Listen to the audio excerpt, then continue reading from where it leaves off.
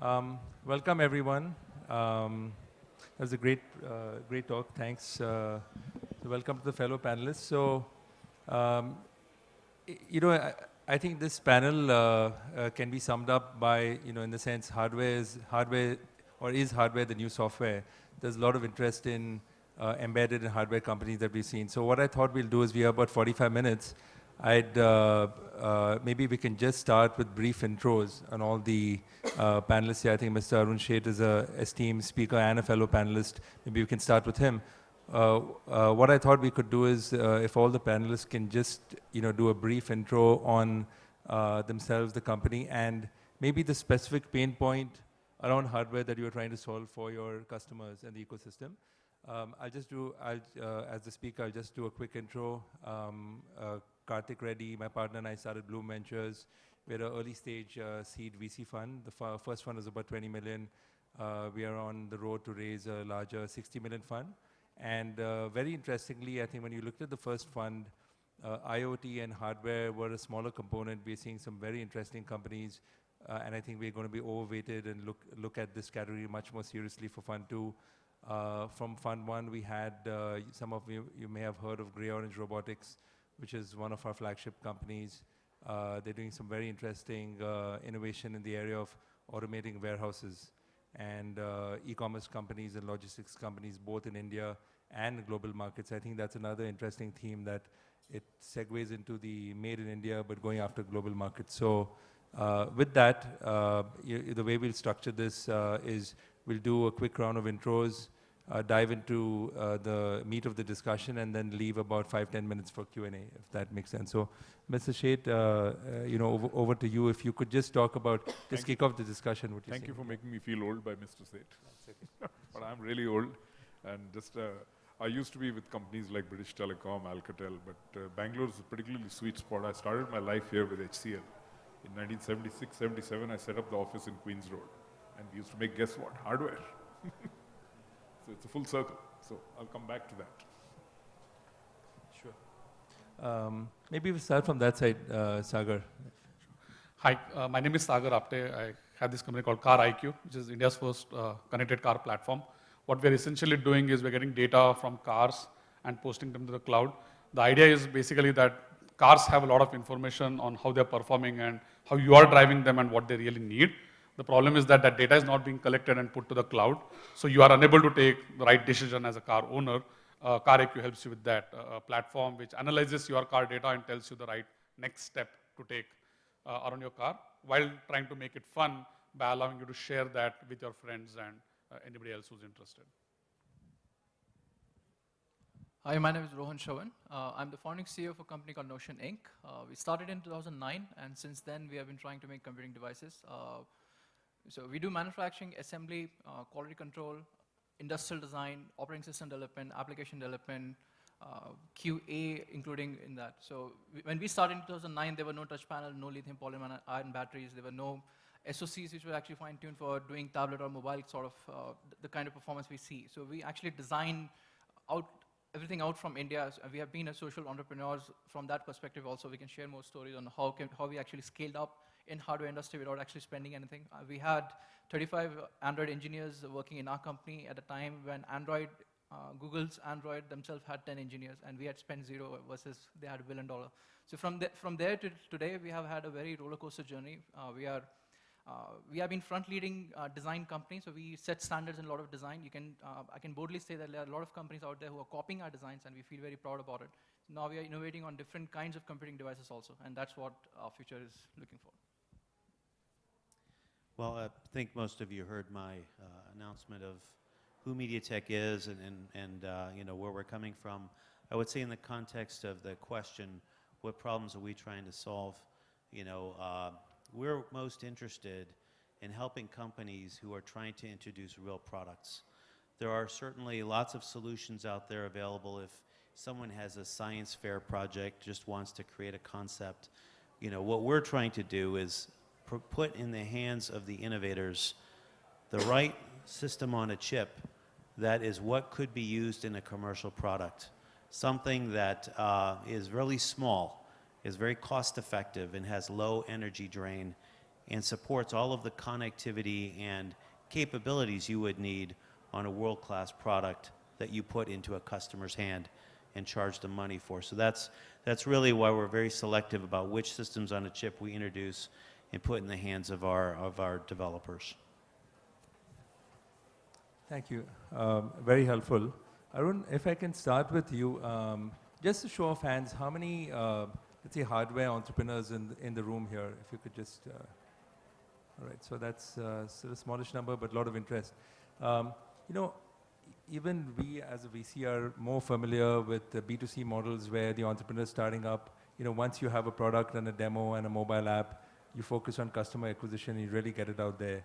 But for hardware entrepreneurs, if you all can all talk about, you know, breaking into the different components. You've got the hardware layer, you've got system on a chip, you have software, you've got marketing, you have design to the complexities of maybe sourcing from China, Malaysia, different countries. It's not just India. Just quick feedback or advice to entrepreneurs on what are those hard components, you know, what's a good place to start?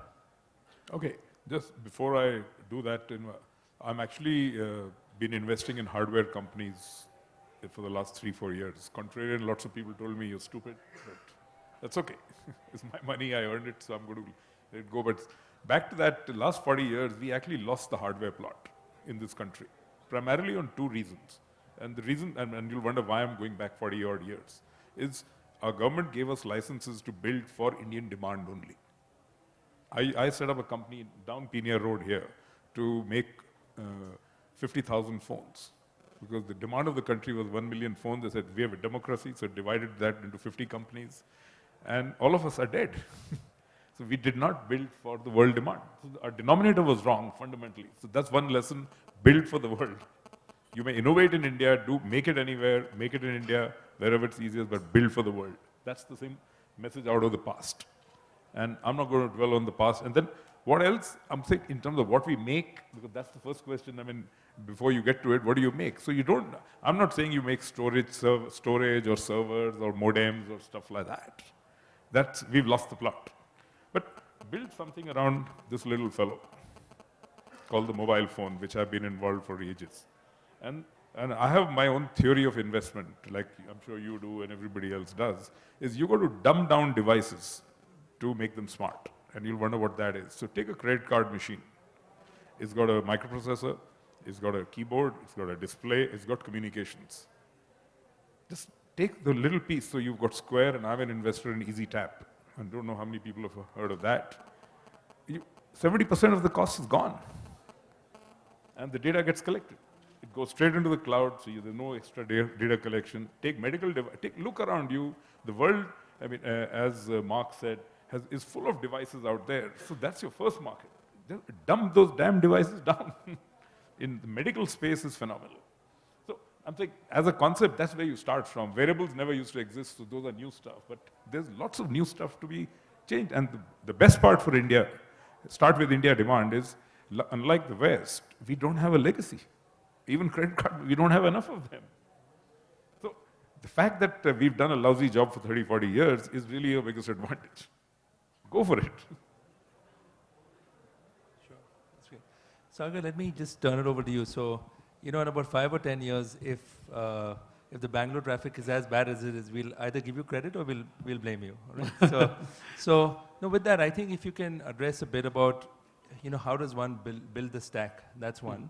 But also talk about, you know, reusability in the sense of your knowledge base. When you're building it, there are lots of components which you can leverage as opposed to start building everything from scratch for a hardware product. So just talk a bit about that. Correct. So, in my opinion, basically there are really within the IoT stream itself, within hardware companies, to us, there are 2 different kinds of companies. One is a company whose core strength is always going to be hardware. All right.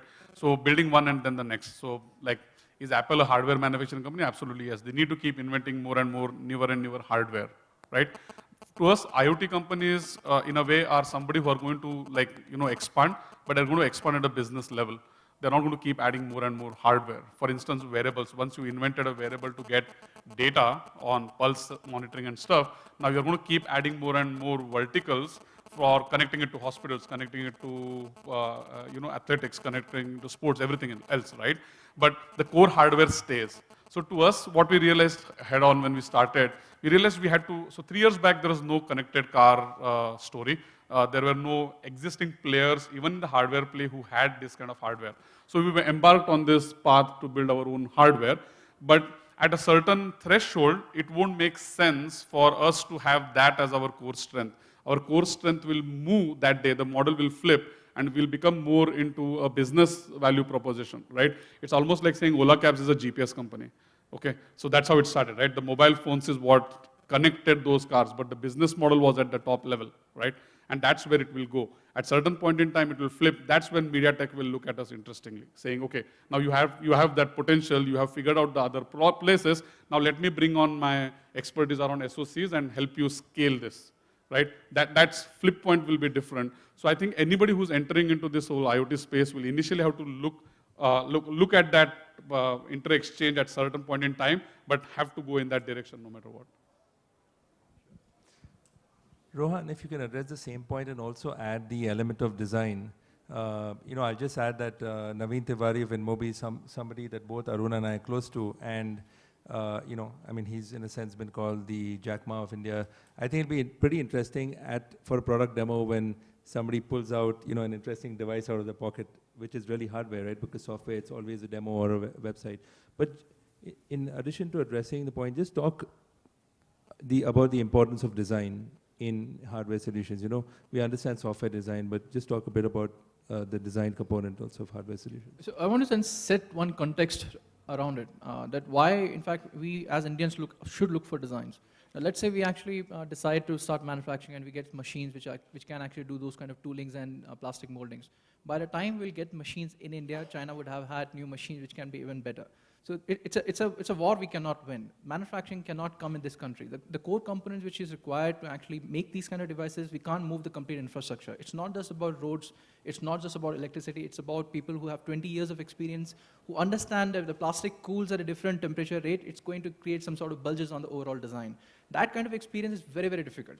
Now, first thing I tell to any entrepreneur is to actually just leave India, go to China. We have demonized China a lot. It's a beautiful country, and the guys there are really, really good. They're really supportive.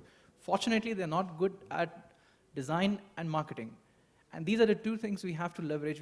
And the reason for that is the language, right? They are very keen on their language, pushing their language. When you do that, you can't communicate with other countries. You can't communicate your own messages. But we Indians, we are not using our own language, right? And we have taken English as a global language, so I can communicate with you, with the Westerners, and with everyone around. Because that is a fact, we have to use the design and overall marketing around the overall aspects and actually go for it. Now, if you look at China is a very beautiful example in this case also. Electronic industry, they have done it. They're doing it in electric cars also. Now, we all understand electric cars will need electric motors. They will need electric batteries, right? They will need batteries are an extremely costly component, right? What the government has done, they have designed electric motors and they have invested in batteries. Now they're telling all the entrepreneurs in the country, go make your own cars. We are going to provide you electric motors. We are going to provide you the batteries, the most expensive component. That is exactly what has happened on the CPU industry also. All the companies from China, right from MTK to, in fact, Rockchip, any company you pick, you'll find government investment in them. So they set the agenda, and that's how the whole thing actually triples down. Agenda in terms of overall development of CPU industry, not in terms of what needs to be done. Now, that being the case, what we need to do is to actually look at the kind of products which are there. We need to see the use cases and actually focus on design. Again, coming from the fact that what he also said, that we need to compete with the global market. If we are designing product for India use case, it can scale up only X. It cannot scale 2X, 10X, or 11X, something which the investors also look for. That is what I also have understood. In software, if you launch an application, you can expect that it can be a 10 million, 100 million, and potentially 500 million, maybe the top end. But that's not going to be the case in hardware because the overall, still computing industry is 60 million, right? I'm talking from my own perspective. So that is why it is important for us to look for different use cases which are still left in the country if we are focusing India. But we have to actually design in such a way that we can go and compete back in US and the Western market. And you can't do that unless you have a great design. Because everything starts from a design. Your first pitch is going to be the last pitch. Once you have Kickstarter is a very good example. They do a 2-minute video for a product which is not yet, there are not even a prototype, and you will see millions of dollars being raised. So that's what we actually have to do. Get the idea, get the design correct, and then use English as we have. Very interesting. Mark, in addition to your thoughts on that, if you could talk a bit about what you've seen as India's competitive advantage, in the sense that if, let's say, the hardware entrepreneur is starting in India, does it make sense to maybe bootstrap in India first? But how do you work with China? How do you leverage that? Are they a threat? Are they a collaborator? What are your thoughts? Because I'm sure you travel and have an interesting understanding of this country's core competencies. Certainly, I think in the short run, a lot of the manufacturing capabilities, as Rohan had said, have concentrated in China. It's not exclusive to China, but certainly there's a very heavy concentration of capabilities there in creating devices, consumer-grade, enterprise-grade devices. I would say some of the advantages India may have, or at least enablers, is certainly across the country now from top to bottom, there's this ambition, a very deep ambition to become a player in the next generation of technologies. If I think about side by side, what's my experience just coming to India versus coming to China? When I want to go to China, I need a visa. I have to send my passport somewhere for a week. When I want to come to India now, thank you to Prime Minister Modi and this Digital India efforts, I can just go online and do everything online, and within a couple of days, I can print out my own visa and walk in, and even have earlier access into my baggage than the locals coming back who have to go through immigration. So, that's just one step, I think, of many, many steps that are probably coming quickly under the surface. I think a developer, if I was trying to launch a product here in India, using all the talents that are here, I may focus on some specific areas where the country itself has a great need: water conservation, M2M, agricultural products, industrial products. There's still lots of factories and logistics companies throughout this country that need innovation and need more productivity or security, more tracking. And the goal to have 100 smart cities by 2020 in this country is a huge opportunity. So that might be, if I was really into like wearables and that kind of thing, that might be where I would anchor my innovation, is how do I catch that wave? Because India is perhaps, investing now like China did 20 years ago in its cities. India eventually leads, if that's their ambition, to have 100 smart cities. I don't think there's many other countries on the planet that would have as big an opportunity to go harvest. And then you could take that technology and, as the entrepreneur, and go to other countries that have their smart cities on the roadmap as well. Just to, actually, Arun, let me just turn to you. So, one of our fellow panelists, Grey Orange Robotics, was going to be here. Now he's going to be here tomorrow. One of the interesting observations there is that it was actually in China last week, not only to look for manufacturing help, but also as a market. So it's an interesting conundrum, right? Where in the B2C business, when we talk to larger investors, they say, first crack India, first make sure your product is accepted and growing well in India, and then look at overseas markets. On the other hand, the sales cycle is always longer with Indian companies. So how do you how would you advise entrepreneurs to think about crack India first and then go after global markets, or have a view on China, Southeast Asia, and the US maybe from day one itself? Let me, just before I go to that, what Rohan said, that manufacturing won't come here. And Mark said something slightly different. So let me give my view on that, because that's pretty critical, because there's one factor behind. I don't think you guys know that if we continue at our rate of imports, the imports of electronic goods by 2020 will be higher than imports of oil. Our country can't afford it, period. So it's a national issue, which is one of the reasons which is driven, and NASSCOM's been behind those reports and telling the government to this is one of the reasons. And it's possible to do, because what did, you guys have heard of Sanjay Gandhi? Anybody? Yes. He did some bad things. but the good thing he did was he got Maruti in. And Maruti coming in meant all the Japanese companies like Sona Steering, Asahi Glass, Maruti brought in all those sub-suppliers, and that's the reason you have an auto components industry which is exporting today. So today with Foxconn committing 5 billion, 5 factories, they'll jolly well bring all the guys behind them right here. It'll take it, but like Akshay Din, it won't come tomorrow. So you're going to get that, but it's a 4 or 5 year journey, and let's get down to that. So let's not be pessimistic about it. And in any case, the value of the hardware, which is big, 70% is software, which we're doing anyway. And Rohan's point about design, making, we are in any case doing it for everybody else. So if you do it here and build it for this demand, I bet you in 5 to 7 years, that's the horizon we should keep. It's not an instant thing. You will get it here if we get the Foxcons and these anchor customers out here. It's like your anchor customer when you're a startup. You need an anchor customer. These are the anchor for building in India. So, sorry for that little one, but I thought I must share that. And back to the point you said, it depends if you're going to be a B2C or a B2B. If you're B2C, India is the right place. But if you're doing B2B, India is probably not, because our infrastructure is not there developed for machine-to-machine communication and so. So going to a country like America or somewhere where a lot of that infrastructure, the automation is already built in. So for example, I'm on the board of one of Wipro's companies called Wipro Eco Energy. But here nobody has the automation for measuring energy, but that automation exists everywhere. So you go there, use your analytics and get it done. So that's my advice to people from a B2C or a B2B perspective. That India is a great market for B2C. You can get the numbers because we have no legacy, so people will adopt to it very rapidly.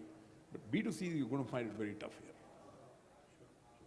So since we're on this side and you have the mic, if we can move to, let's say, business models or pricing.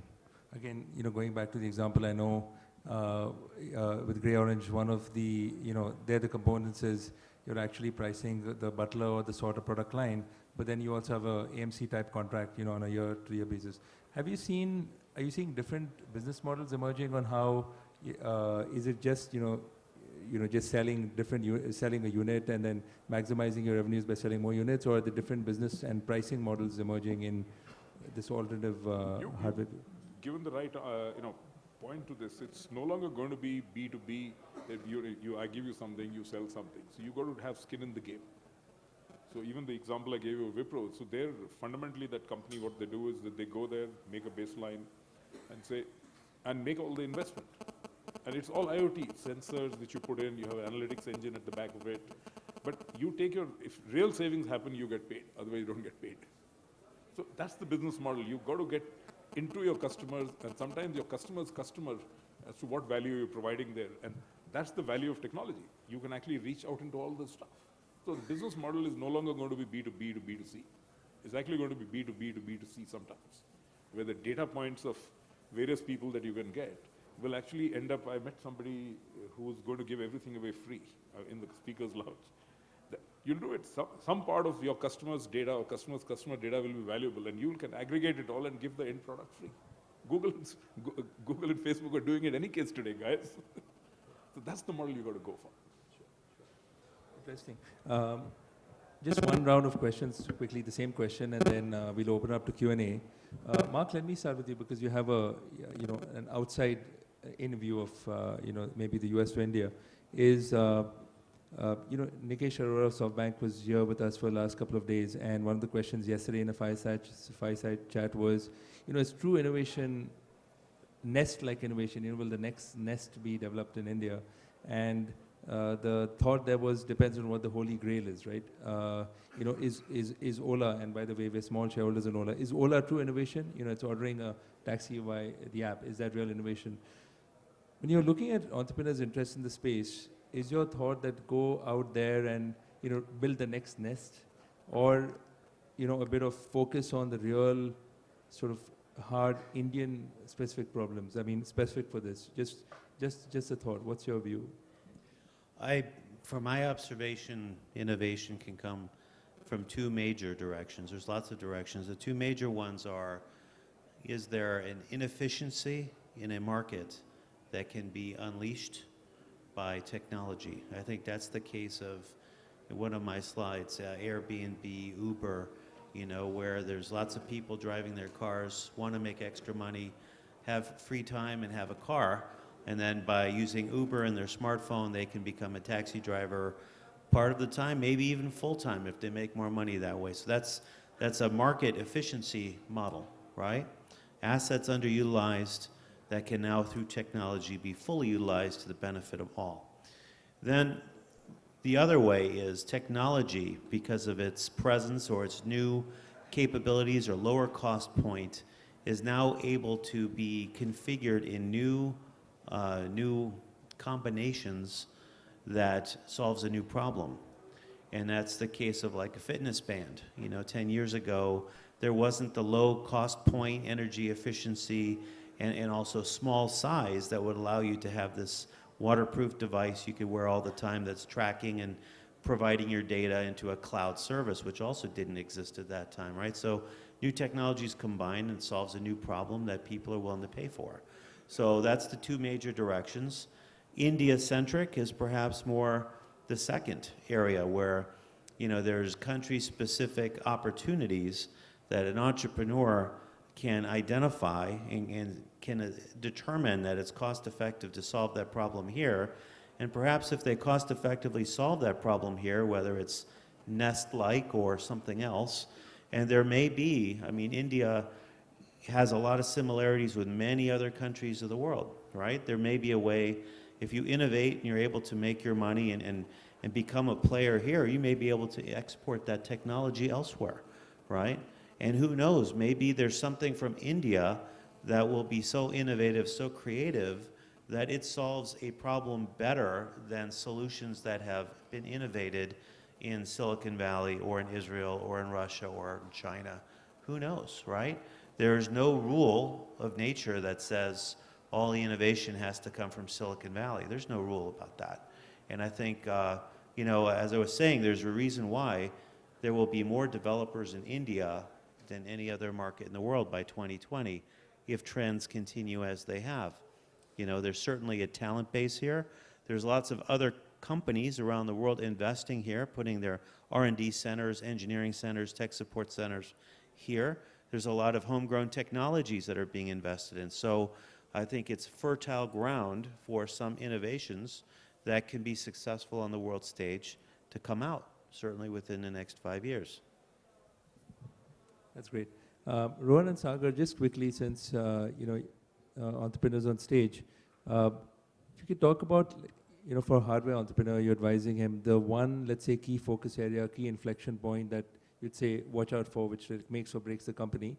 And we can take this in Q&A also, when you all are raising funding for your next rounds, how is positioning a hardware-oriented startup different from all your peers who are doing B2C or even enterprise B2B consumer software? I don't think positioning any company is different from positioning any other company. Like, it does not matter if it's a hardware or software company. The positioning is usually the value that you will bring and a real-world problem that you can solve. I think the problem is how many investors are willing to or understand the hardware space.